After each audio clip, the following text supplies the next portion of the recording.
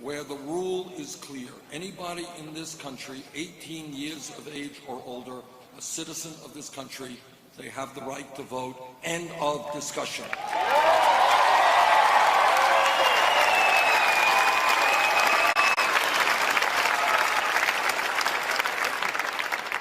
But it is not just a corrupt campaign finance system and the undermining of democracy, which is so important. It is a rigged economy. And by that I mean that while today we are a lot better off economically than we were when Bush left office, thank you, President Obama.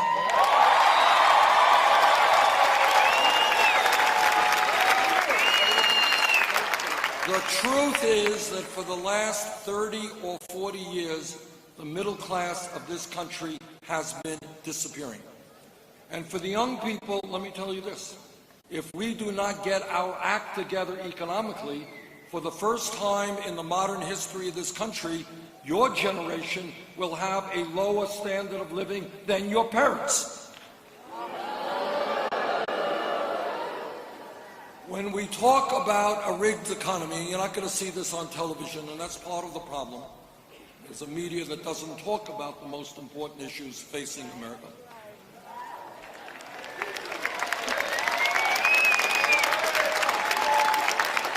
But when you talk about a rigged economy, understand today, and I want you to think about this, the top 1/10 of 1%, not 1%, 1/10 of 1% now owns almost as much wealth as the bottom 90%. Got that? Today, the 20 wealthiest people, 20 people, own more wealth than the bottom half of America, 150 million Americans. And let me tell you what a rigged economy is really about. The wealthiest family in this country is the Walton family that owns Walmart. They're worth, I don't know what they're worth, somewhere around $60 billion, maybe more than that. They're trying to get by, it's tough. But here's the point. The Walton family that owns Walmart pays their employees wages that are so low that many of their workers have to go on food stamps, have to go on Medicaid, have to go into subsidized housing. Who pays for those food stamps and Medicaid? You do. So you have the absurd situation that working families in this country are literally subsidizing the business of the wealthiest family in America. That's how the rigged economy works. And I say to the Walton family, get off of welfare, pay your workers a living wage.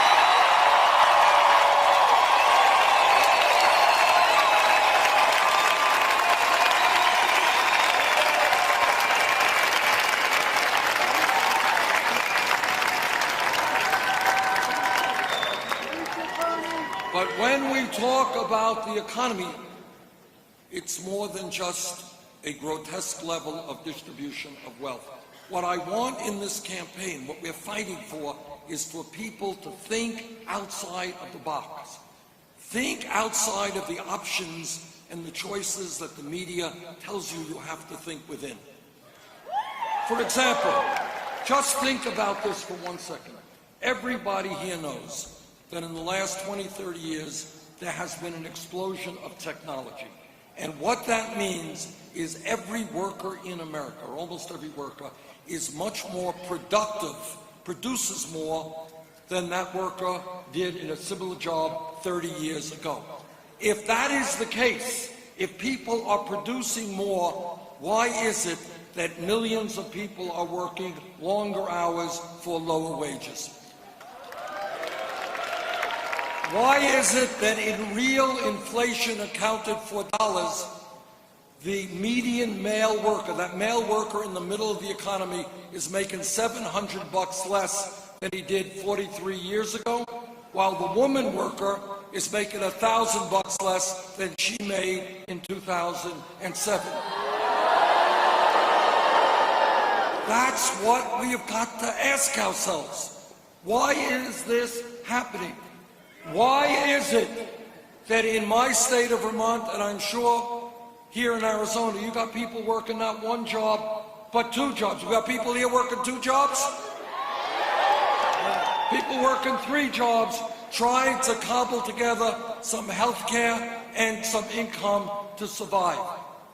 You got mom working, you got dad working, you got the kids working, you got marriages being stressed out, you got parents not having the time to spend with their own kids. All right?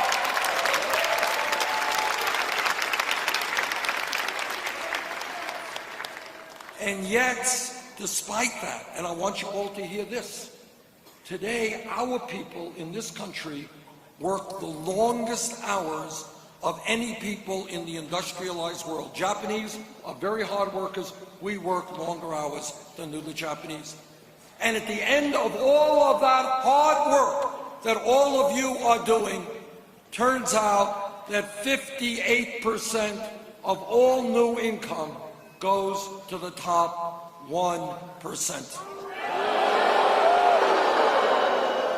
What this campaign is about is saying, you know what?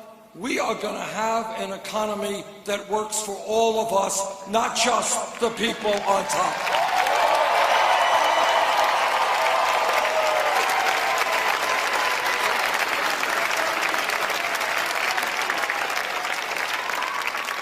And when we talk about the real issues, the issues that many people choose not to talk about, it is important for us to talk about a broken criminal justice system.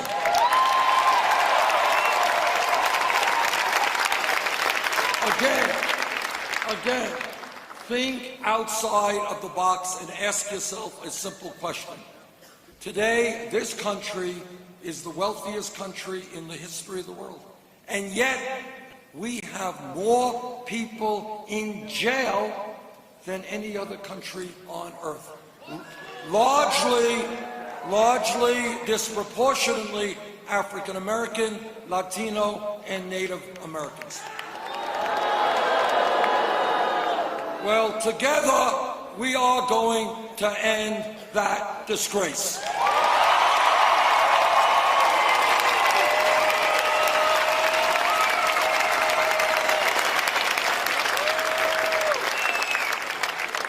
And I'll give you an example of what we can and must do. Right now in this country, for kids 17 to 20, real unemployment, if those kids are white, 33%. If those kids are Latino, who graduated high school, 36%. Kids are African American, 51%. You want a radical idea? How about investing in jobs and education rather than jails?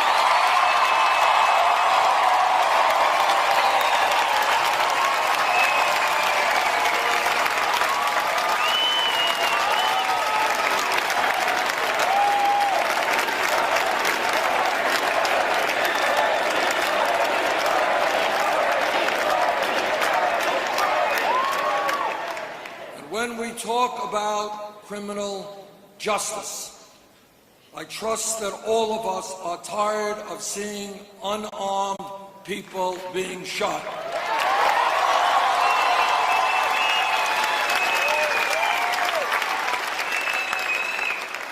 Now, I am a former mayor. I've worked with police officers all over my state and all over this country. Vast majority of police officers are honest and hardworking and are forced to do a very difficult job. But, like any other public official, when a police officer breaks the law, that officer must be held accountable.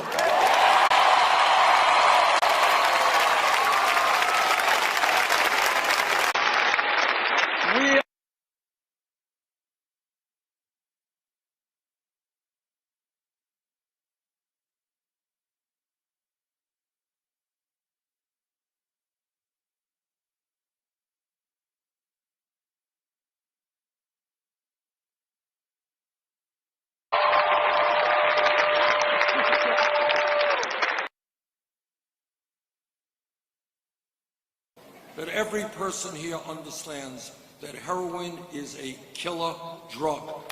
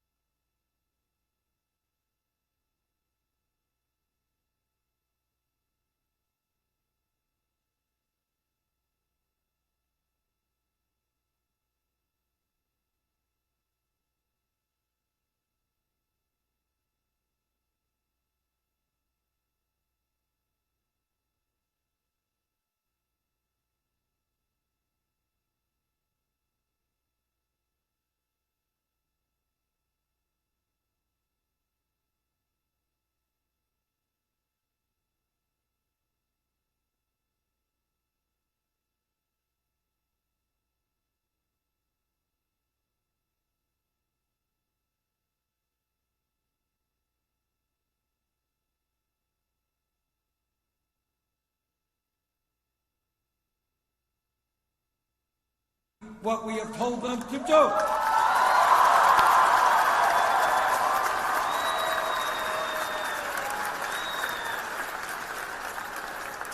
We are living in a competitive global economy.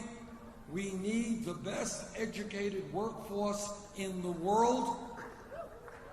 And in my view, today, when we look at public education, it's not good enough to say first grade through 12th grade. That was great years ago. The world has changed. The economy has changed. Today, a college degree in many respects is the equivalent of what a high school degree was 50 years ago.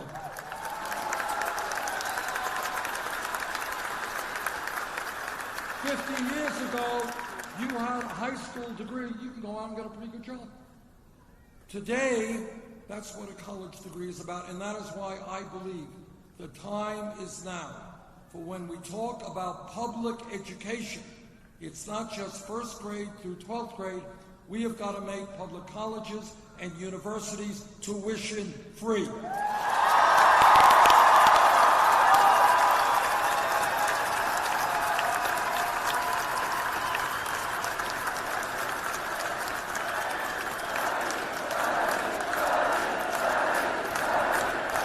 Free tuition.